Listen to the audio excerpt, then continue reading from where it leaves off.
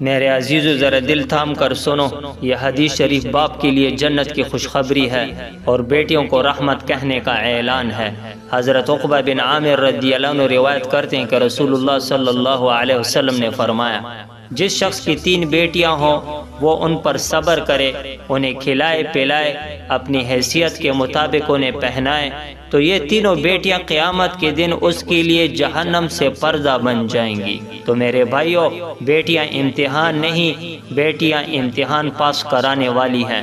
جس گھر میں 3 بیٹیاں ہوں، جہاں باپ تھکن کے باوجود ان کے لیے رزق کماتا ہے، جہاں ماں صبر کے ساتھ ان کی تربیت کرتی ہے، نبی کریم صلی اللہ علیہ وسلم فرما رہے ہیں وہ گھر جہنم سے محفوظ ہونے والا ہے۔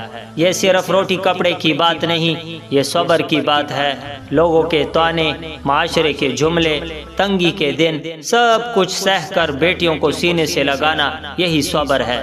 تو میرے عزیزوں، بیٹیوں پر خرچ کرنا کوئی خسارہ نہیں، یہ آخرت کی سب سے بڑی سرمایہ کاری ہے۔ قیامت کے دن جب آگ بھڑک رہی ہوگی، لوگ سائے کو ترس رہے ہوں گے، تب یہ 3 بیٹیاں اپنے باپ کے سامنے ڈھال بن کر کھڑی ہوں گی۔